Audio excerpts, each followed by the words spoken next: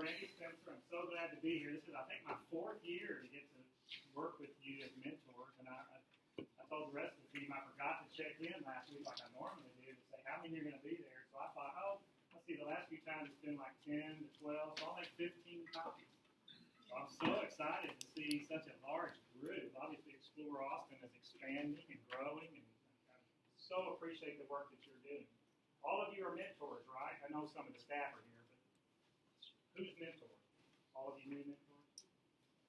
Thank you for what you're doing. I work at a nonprofit. We work with children and families that are in crisis in 15 different programs across 3 states, and I know how incredibly difficult it is to find just willing volunteers, people that are breathing, much less really high-quality people who will come in and really do quality work with children and teenagers. So thank you for what you're doing. I hope I've got you for like 40 minutes. It's supposed to be 50, but I'm trying to cut it back 10 minutes. But 40 minutes, I've got my timer set here. So what I want to accomplish in these 40 short minutes, and it is short given what we're trying to cover here, is just a little bit. And it sounds like y'all have already done some talking about trauma and how that impacts the brain. I'm not going to spend much time on that. I'm just going to spend a little bit. I had a little more planned, but I'm going to cut that back. But it is important to cover comments. But then I want to spend most of the time on just how do you organize yourself and respond to teenagers so that you maximize your opportunity to get along with them and to get the behaviors you want out of them, basically. Get them to do what you're hoping they'll do and have fun and so forth. So basically how to manage behaviors. Does that sound all right, everybody, hopefully? Awesome. I went ahead, I told someone this morning that one of the things I do in my position in my organization is I organize all of our training across all those locations. And I told them, well, we've got like 4 full-time trainers, and they would probably not approve of what I've done today. Because I copied my notes pretty much. I took some things out. I'm giving you my whole notes here. So they probably say, you shouldn't do that, man. They're going to be reading the notes. But the reason I did that is because I hope that at least a couple of you, and I understand the reality of this, but at least a couple of you will hear some things in the next few minutes that you'll want to go a little deeper. Or you'll want to actually apply some of what I'm going to encourage you to do as you prepare to go out with groups on your weekends, basically. I want to give you some practical things. If you'll do these, I will almost guarantee you, I would say I guarantee you, but you don't know how to find me really, so you can't hold me to that, but almost guarantee you if you'll do some of these things, you'll get better results with the teenagers that you're working with. It's not rocket science, and it's nothing that I came up with on my own. I'm trying to give credit to the main sources that I'm using here today. But having done this for 30 years and trying to train others to work with children and teenagers, learn some things from others about some tricks of the trade. So I hope to share a few of those with you. But I did want to start for a moment. I've got a diagram, which I realize you probably can't even really see. I had copies for you, but again, I came with 15, so I wasn't going to hand those out. But bottom line, it sounds like y'all have talked about the ACEs study, right? The Adverse Childhood Experiences. And I wanted to just quickly, you may have already talked about this. Talk about the brain and how the brain works. It's supposed to work, basically. In a nutshell, again, this is a super condensed version of this talk, but we spend the whole 4 or 5 hours with our people on just this one piece, on the brain. But let me just say this. I've been in the business of child welfare, working with children and families for over 30 years. In my opinion, when I came into the business, I was reading stuff that had been around for decades. There's never been a more important breakthrough in terms of information that has helped us as caregivers for children and families in understanding trauma and the impact on the brain of children and adults. And then subsequently, what to do about that. And so I cannot say enough to you, if you have any interest in continuing in this work at Explore Austin or any other stuff you're doing to work, even if you have children of your own or nieces and nephews, whatever, understanding these dynamics is so critically important. Because basically what happens from zero on, actually it starts in the womb, right? Is this brain starts developing. And in a nutshell, what happens is, as we're developing, your brain starts out, and there's not a lot. If you think about it like the neural pathways in our brains, almost like roads, like if you look at a map, a baby's map, it looks like there wasn't much there. Like there aren't many highways or roads. In fact, there's no highways. There's just some tiny little, humpback roads on there. And so as the child develops literally from birth on, and it's everything you've ever heard about, from how we hold a baby, look them in the eye.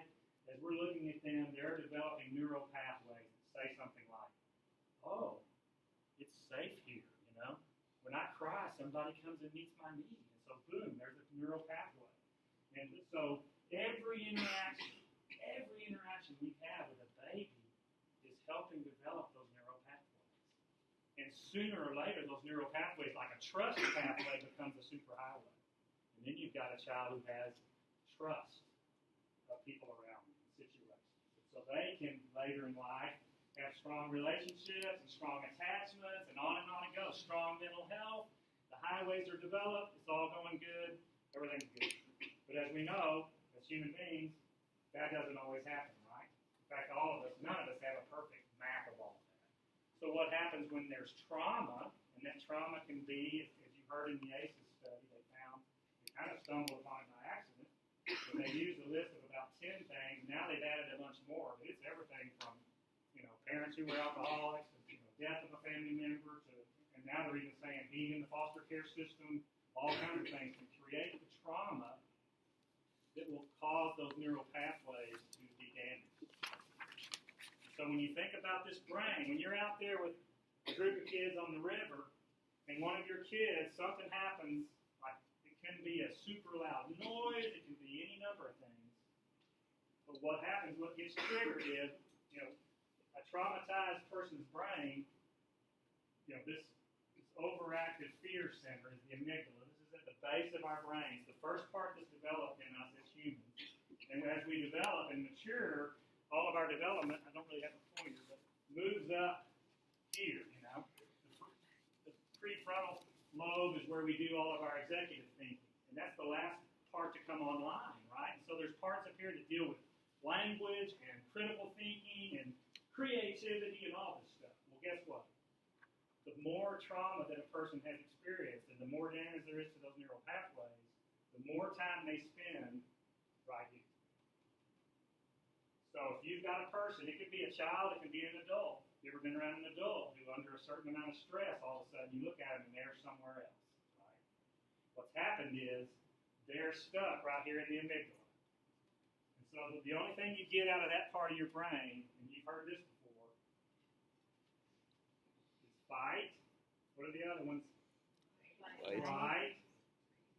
Freeze. There you go. All perfect. That's what you get from the amygdala. It's what prepares us to run from the saber-toothed tiger back in, when humans were first developing. It's that part of us. So just imagine when you're on the river and something happens and you see all of a sudden one of the teenagers, this is what's so profound about this information to me.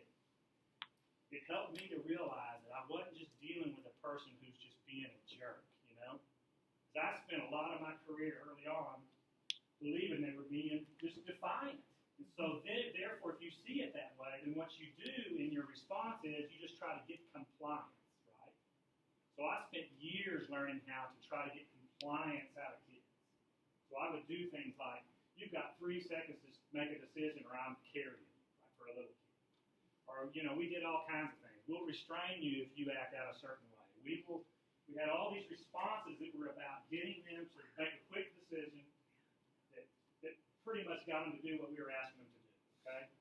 Now, there's nothing wrong with needing kids to do something, a behavior, but what we've come to realize now with this research is that we're not dealing when a child is acting like that. Now, some of them are being misbehavior, so I want to qualify that. But when you're talking about a child who's been through some trauma, you've got to realize that it may very well be that they're in one of these modes. And once that amygdala kind of takes over, you can no longer, and I'm saying cannot, think straight. It can be for a second, or it can be for a minute, or it can be for 2 days. Once that's triggered, someone's not able to sit there and have a conversation with you. So it's so important, I think, to realize that. Now, again, I want to qualify that some of the kids you're working with, a lot of them may not be particularly traumatized. So some of it is just misbehavior, but the things I'm going to talk about, I think, will address either one. Whether it's misbehavior or whether it literally is a traumatic brain response. These things we've learned now will help either one.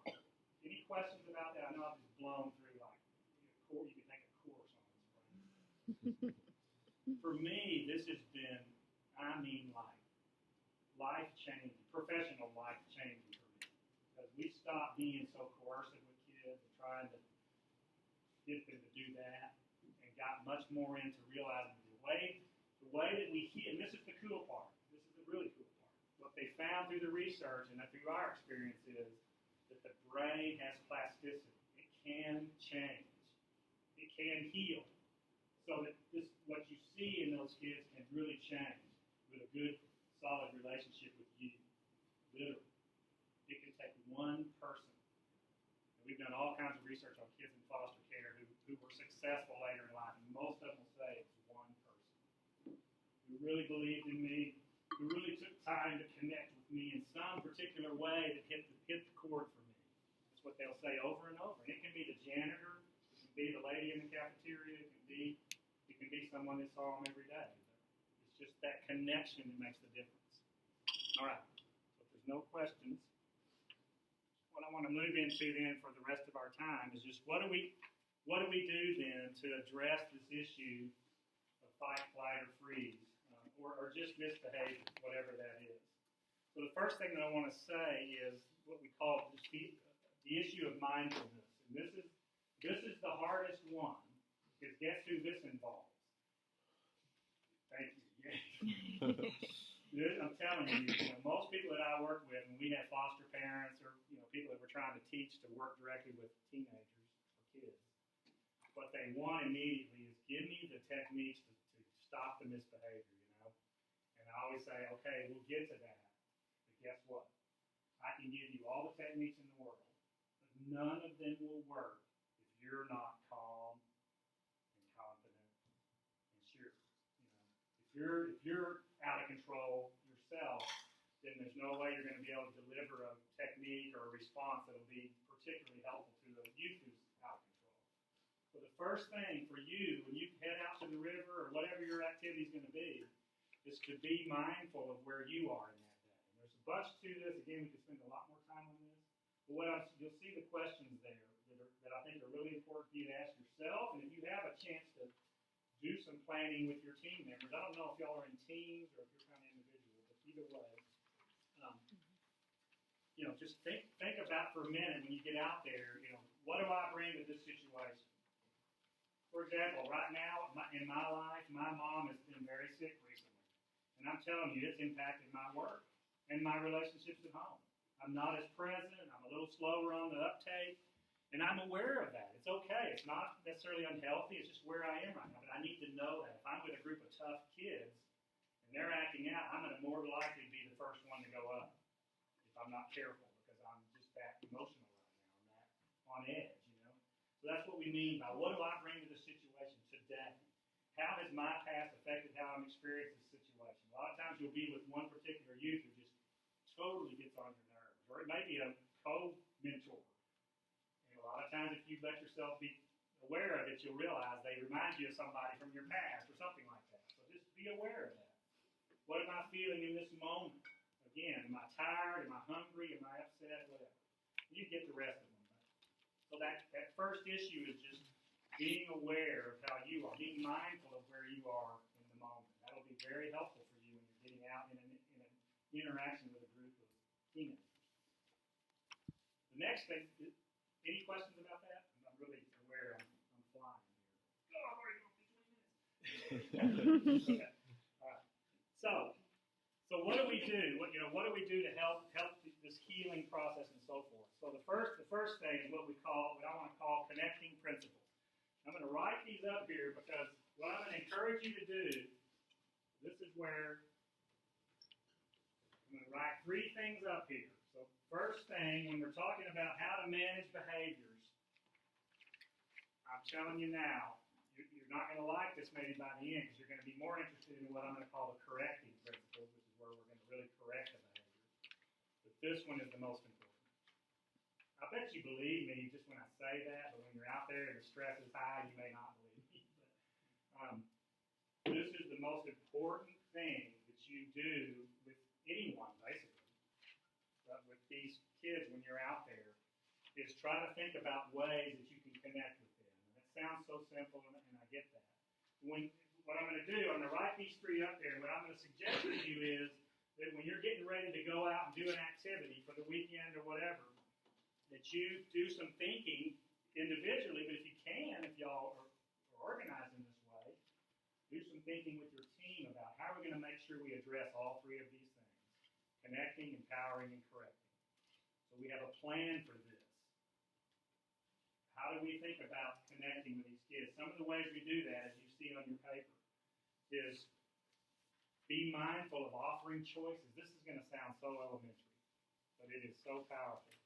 When you're out there and you're doing things, it's so easy sometimes. Some of you may be better at this naturally than others. But even when you're getting prepared with all the kayaking materials or backpacking or whatever it is you're doing, it's easy to just get in kind of a get-it-done mode and get in there and just start you doing things, or get your best kids and get them to do it. But if offering choices along the way is very helpful to then later when you really need to be more stern with a young person, they'll be more likely to respond to you. So any choices you can give them, do you want to help with that task or this task? Do you want to help with the paddles or the boats? Do you want to, just giving them choices and building that kind of deposit of choices with them. And we're going to talk about how this is part of the correcting later as well. Offering compromises. Sometimes we have a way we want to do things, and kids bury their heels in the ground, and I used to think my job was to make them get unburied, right? If I had what I really meant was, you're going to do it my way. And then that became a power struggle for me to figure out how to get you to do it my way. But now what we realize, sometimes we need to do that. They need to do it our way. But sometimes we can at least say, hey, you need a compromise.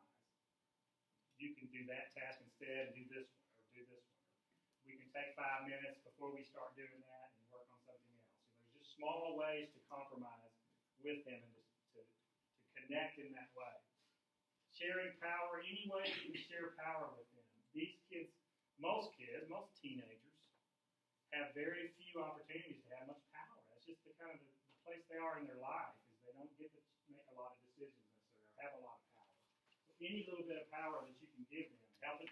They get to plan an activity, or they get to decide who's going to line up which way. Anything like that they can do can be very helpful.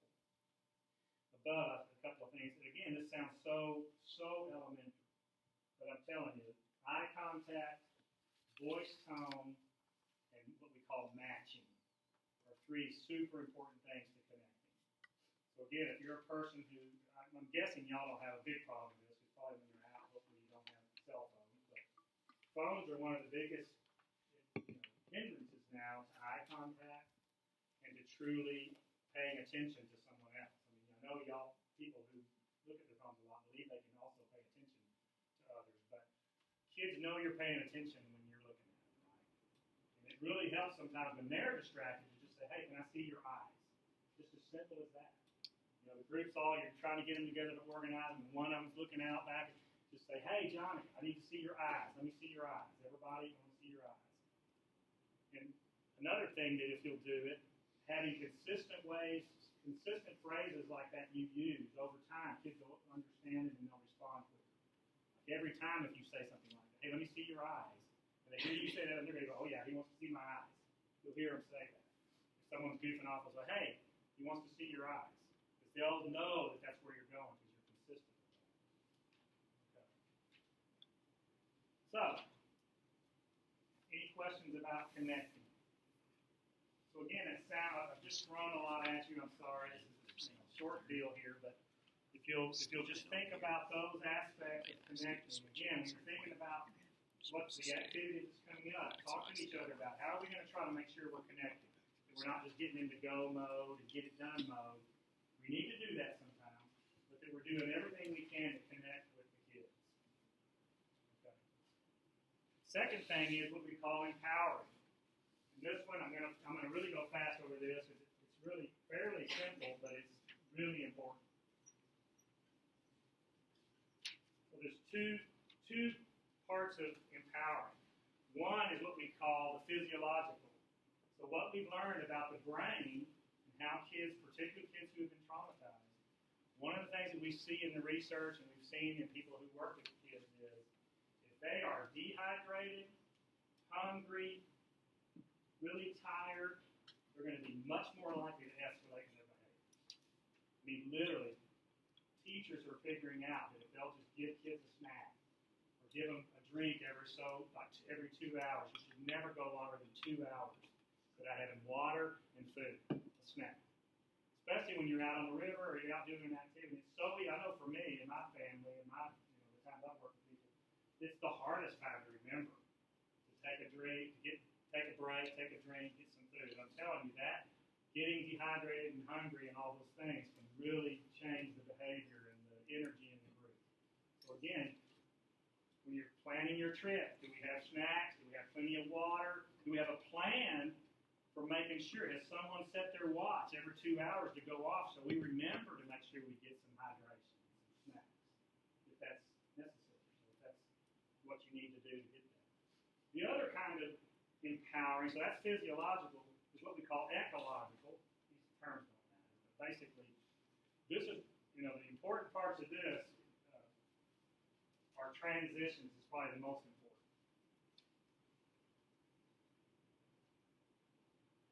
So again, that sounds like, what do you mean? The most probable time that you're going to have acting out and problems, particularly with kids who have come from traumatized backgrounds, is when you're trying to transition with them. And that transition can be literally just going from the boats to the shore. It can be going from, packing to unpacking. It can be literally moving from one activity to the next. It can be any of those. Changing groups, the way they're standing, anything like that. A transition can really cause an upheaval in people's behavior. And that's true of all people, basically. So again, I encourage you when you're planning, have a plan for the physiological needs, but have we also thought about transitions? And the way to do that is literally just to plan. Get with your group of teams and say, okay, guys, we're going to go from, I don't know how y'all do this, what you're doing, I'm just going to make it up. So, we're going to go from cleaning up the campground to getting the boats ready at about 8 o'clock, right? So 10 minutes before 8, Johnny, would you be willing to set your clock and tell us all it's time to start getting ready to, in 10 minutes, we'll start packing the boats, right? So that's so simple, and yet if you'll do that and talk to them about it, and then you be consistent. So the alarm goes off, and we turn and say, okay, it's time, we've got 5 more minutes or 10 more minutes, and we're going to start loading the boats. And then maybe you set a 5-minute one. And if you'll do that consistently with your group of mentees, they'll start picking that up, and they will respond to that. And I'm telling you, you'll have, all of this is preventing misbehaviors, right? So that's the whole point of the empowering principles. So you see on the notes, you can see more suggestions there. Creating rituals, creating predictability in your schedule and your routine, all of those things. Any questions about that? What's the reason for transitions being a difficult time for everybody?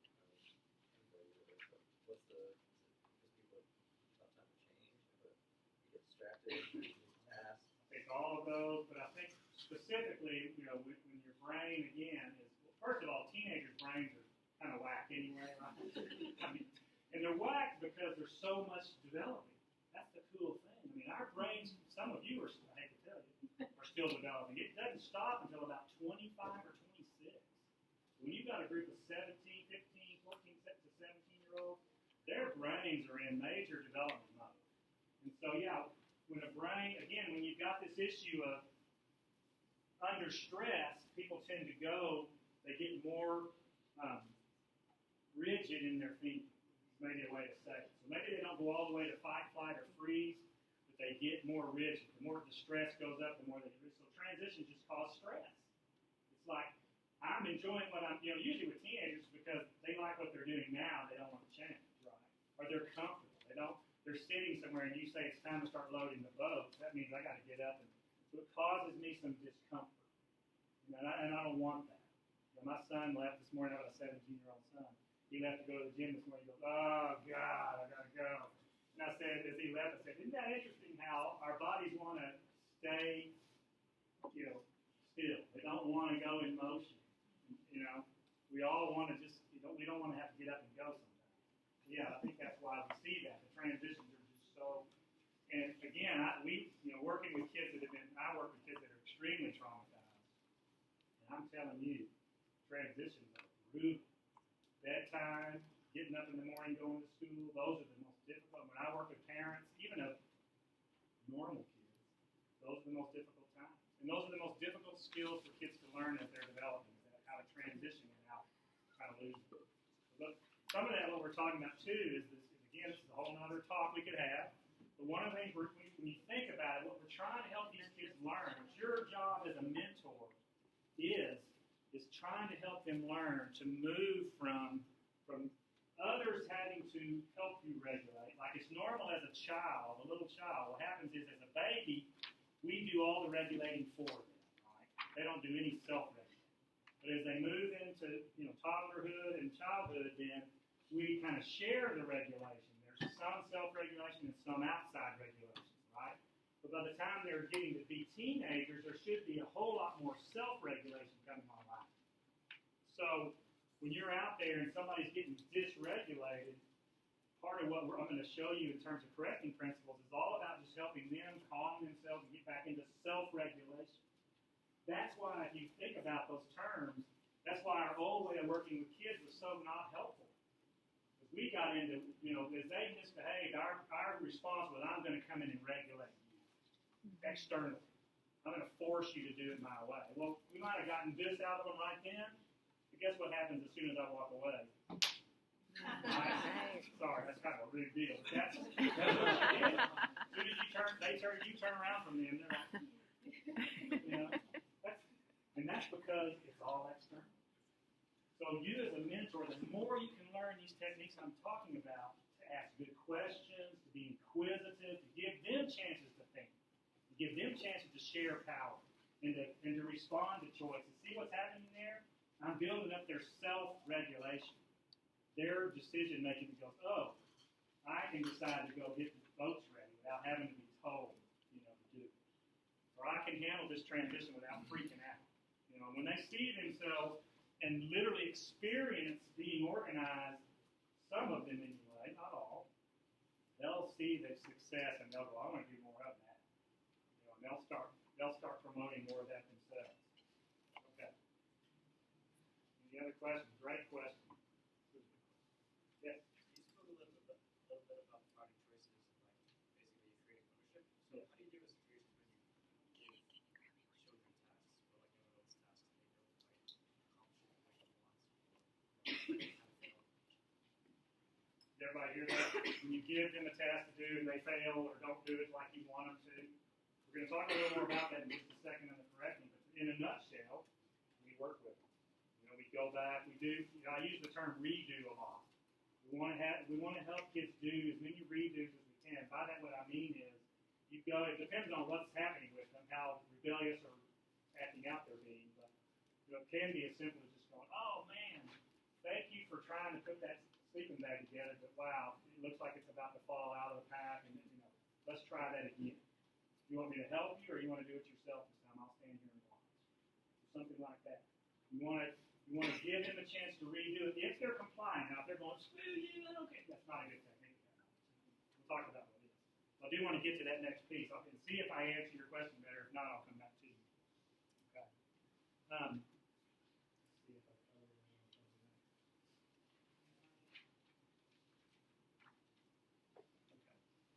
All right.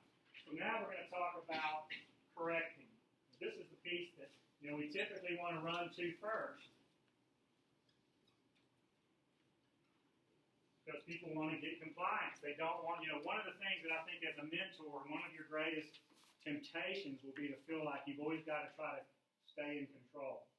Like, if they get out of control, I'm not sure what I'll do. So therefore, when you see them getting out of control at all, you either totally do nothing, or you freak out and over externally try to control them. You probably don't do that. I do that.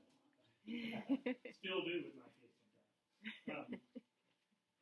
But what we want to do in correcting is, again, we want to build up their thinking and their decision making as much as we can. And we want, whatever we do in the correcting, in the end, we want several things. We want their behavior to change. We do want them to be compliant as much as possible. But here's the tricky part. But we want to maintain connection the difference in the new way of doing it. In the old way, we just made them do it. We didn't really, we cared how angry they were, but we didn't really focus on that. We just made them comply and then moved on to the next thing. But in my opinion, we did damage to the relationship by doing it that way.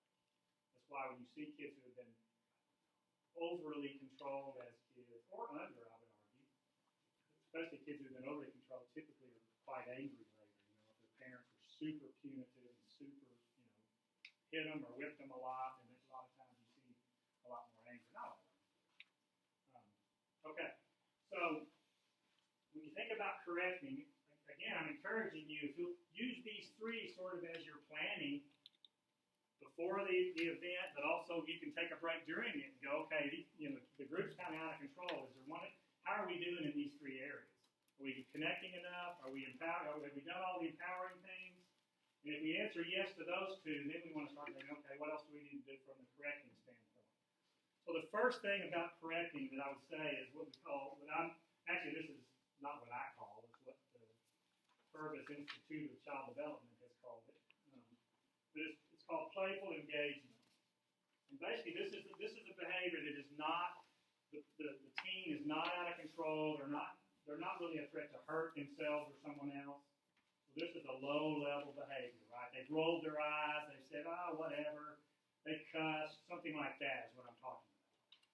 And what the research has shown us is that if we will do playful, now this statistic is only true if you're doing the other things of connecting and empowering. If you're doing all three of these, 80% of behaviors can be resolved with playful engagement. As simple as that. And I will tell you, raising my kids this way, this is about the only technique I typically ever have had to use is playful engagement. And it sounds something like this. One of them walks in and says something snarky to my wife or to me. I will just typically go, oh, wow. Why don't you try that again with respect? You see how my face is? I'm smiling. I've got a fairly calm voice. Oh, man.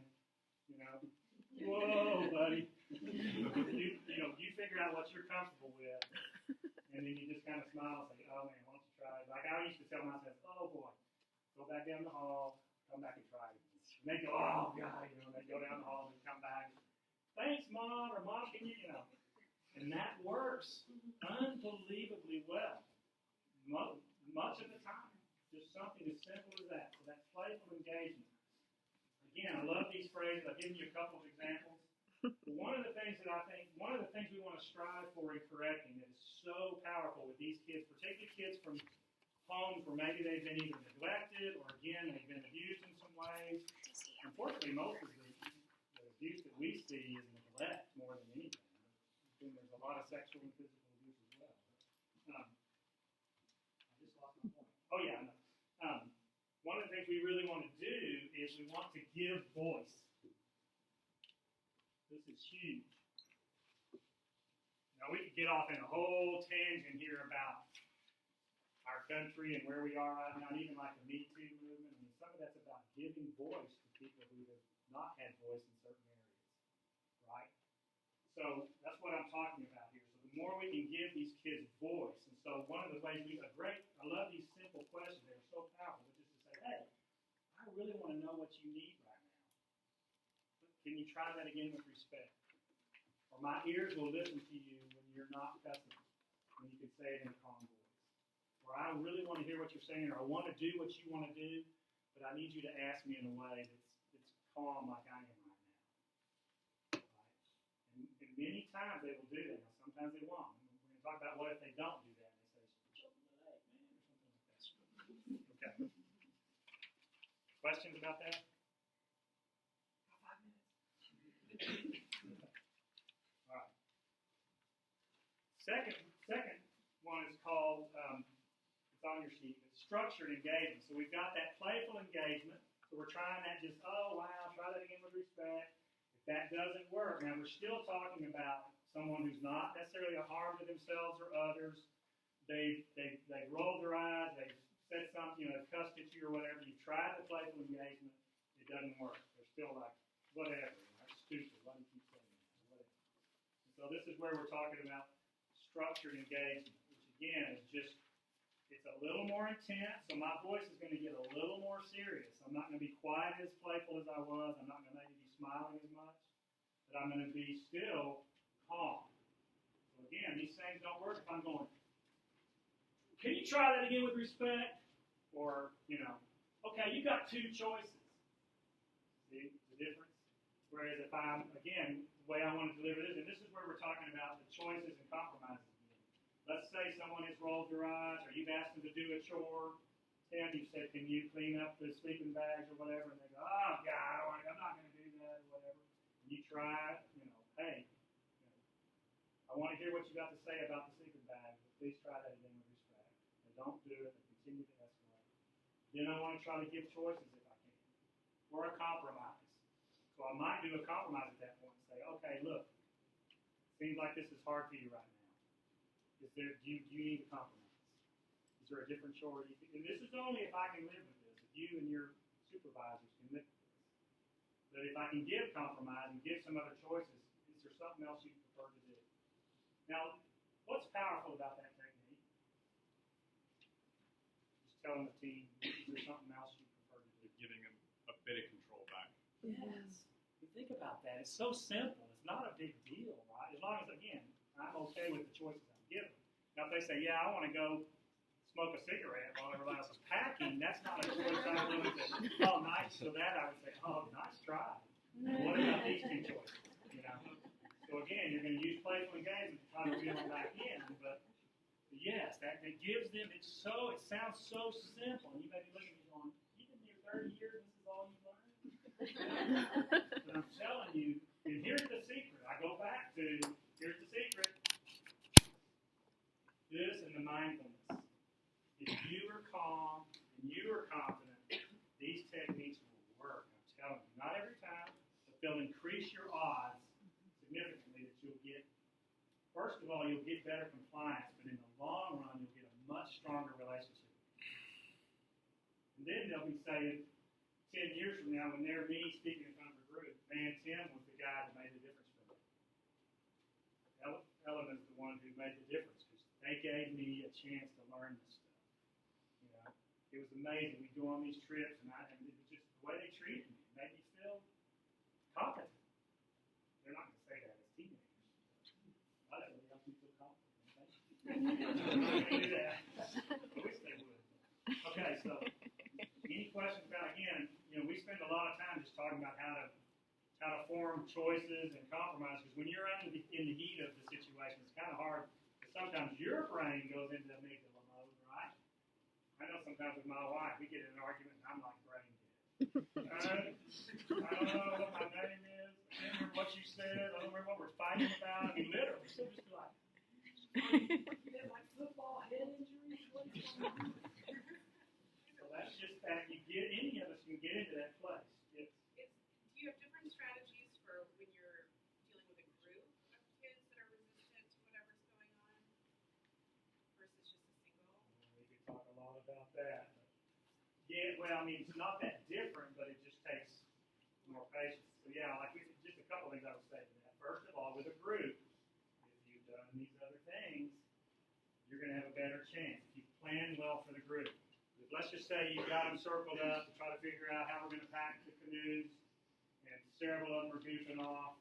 And yeah, one of the things I would always do is I try to kind of pick the one who's either goofing off the most or the one that I think has the most influence in the moment. And I'd say, hey, Mary, can you give me some eyes? This looks like y'all are having a lot of fun. Boy, this is looking kind of goofy, but we need to get the boat slow. So can you help me? Can you help with the So I try to engage the kids to help each other. So yeah, I mean, there's a lot of different responses to that. One of the things I learned about groups, I actually led like therapy groups for years, and I finally learned this simple trick of the kids would come in and all they would want to do is complain about stuff. So I just finally figured out, I would say, hey, I really want to hear about your complaints, but my only thing is you got to also have a suggested solution, and that just changed the way the groups work. They wouldn't have a solution and say, well, maybe we can talk about that later. Let's move on to something else. So I don't know if that applies to what you're talking about. Anybody have any other questions about that? Joe. Got a couple more minutes for that. So choices and compromises. And then finally, what we call calming engagement. Again, there's more than just choices and compromises, but one of the things, too, that I think in any of these responses, as much as you can, you want to get the teenager, if they've acted out, let's say I'm making a simple example here. Let's just say they cussed at you, or they rolled their eyes, or they initially refused to do something. You tried to playful engagement, and they've kind of gotten lighter, or they've responded to you. As much as you can, you want to have them redo the initial behavior. Because that's what locks in the learning. So once they're calm, you want to say, so let's practice that again. Go back, like I do with my sons. Go back down the hall, come back out, and say it in a respectful way. And I know that sounds hard. I know, when I remember working directly with kids a lot, I didn't want to have to redo it because I was afraid it might not work. So it's hard to get yourself to do that, and I'm telling you, it's what'll help really lock in the behavior. If you'll get them to redo, once things are calm, to redo the initial behavior that was going bad, it really helps to lock that in. Okay. The last one is what we call calming engagement. And this is where we do have a youth who's asked, again, we've tried the playful engagement, we've tried, using the what's the other one called? Structured. Yeah. Thank you. You're welcome. We've tried more structured response by giving some choices, giving them, again, one of the ones that I love that really has worked for me is just simply decide, what do you need right now? I mean, that has gone miles from me. Or what are you perceiving is the problem right now? You notice the word I'm using, perceive. Because I may perceive it differently. Back when I was more controlling, I didn't care what they perceived. I cared what I perceived. Now I care what they perceive. And I've had kids ready to rip the room apart. And I sit down on something and just try to get quiet. And I'll just say, hey, as soon as you feel calm enough, just tell me what was your perception of what happened. Like if there's been a fight or something, tell me your part of the story. Tell me your perception. And I've seen them just calm down. And just taking that kind of, see what I'm doing with my body and my voice. You want to sit maybe lower than they are, get calm. This is in this more calming engagement phase. But this is where they're escalating, they're still out of control. And basically the point of this is that you want to try to just get them to move from that place. And we don't call it time out, but basically, I want to say something like, hey, if you're at a campground or you're out there somewhere, hey, I'd like to ask you to just sit here, long enough for you to get your thoughts together and figure out kind of what we need to do different. You're asking them to kind of remove themselves from the group.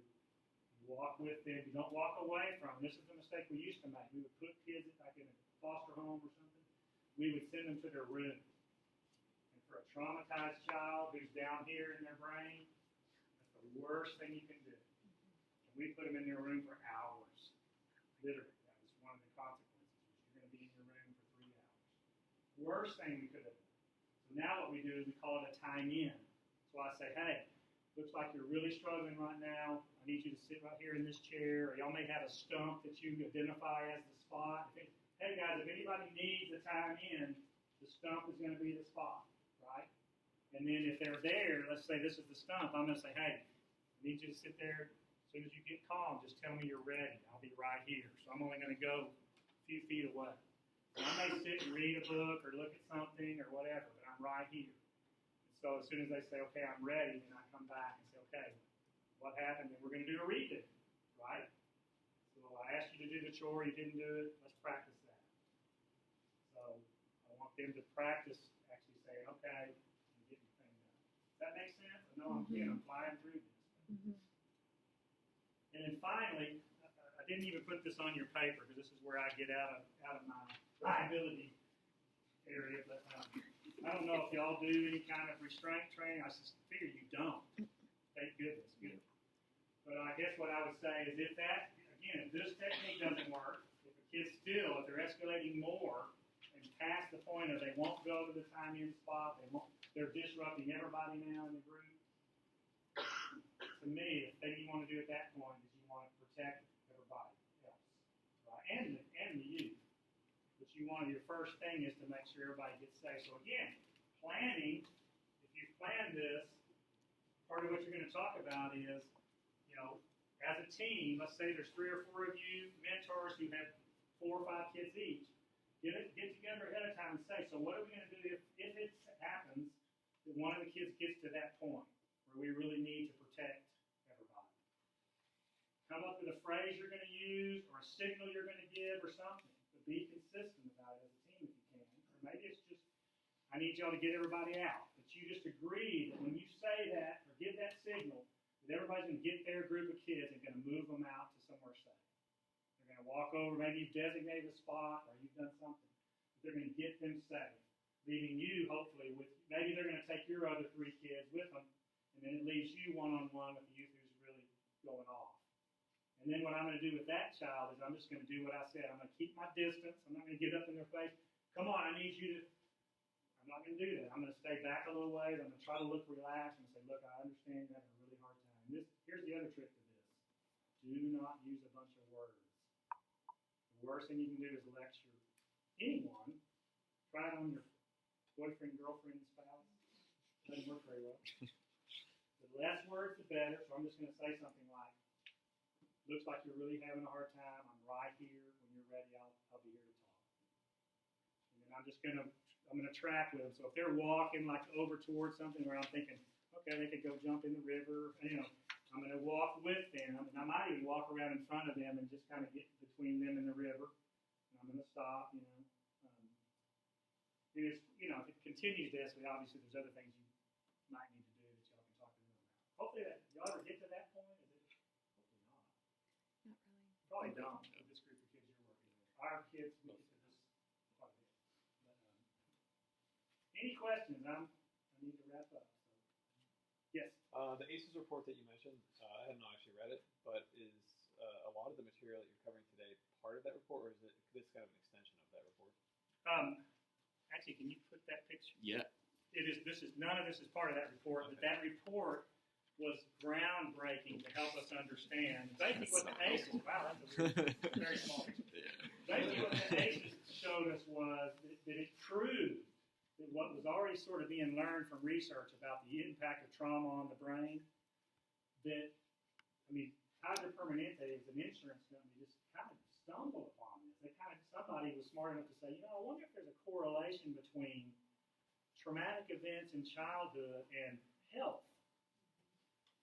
And, they were like, let's just check it and see. So they took these 10 factors and they just went and asked people.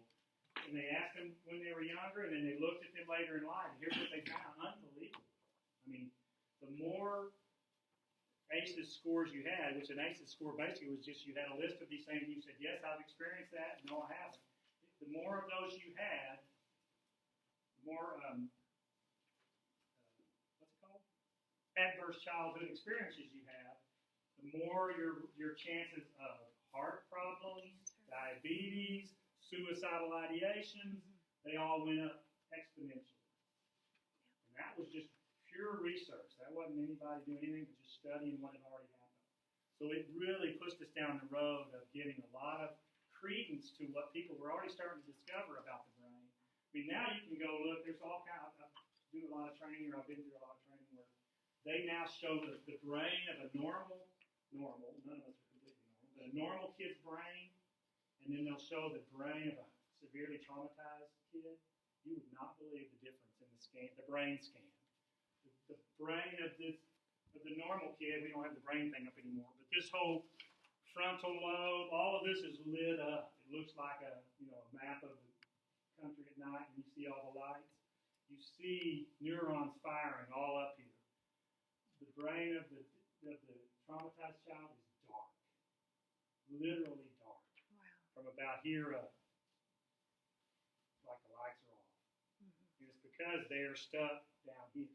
And interestingly, when they do, the people who wrote the material that I've shared with you today in 40 short minutes, I've done a 5-day intensive training over several times, they did a camp, a 1-week camp, where they did these techniques with these kids, and they took blood samples before, and the cortisol levels, all their stress hormones were through the roof, their brains looked like I'm describing, and in 1 week, their levels came down.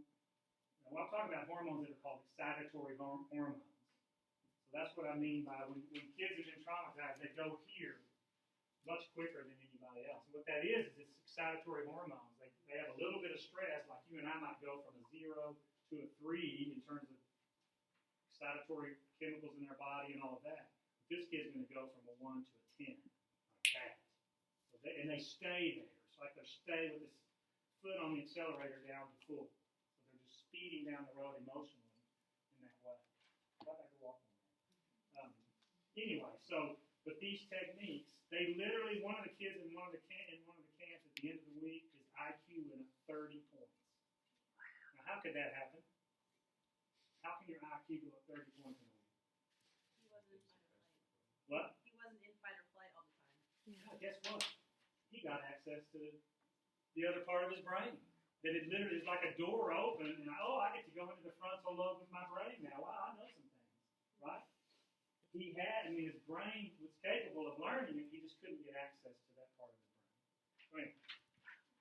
I hope, if nothing else, that compels you to want to learn more about, how these kids are wired. And not just these kids, I hate to tell you, all of us have. One of the things the Kaiser study, the ACEs study found was that the percentages are very high of us in the normal population who have enough of those adverse childhood experiences to have this stuff.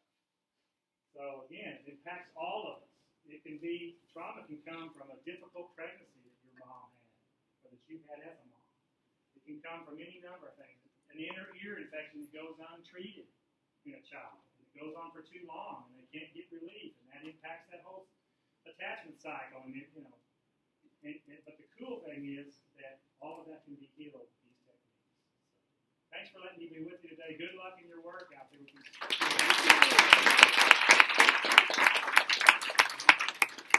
Thank Thanks, you Randy. so much.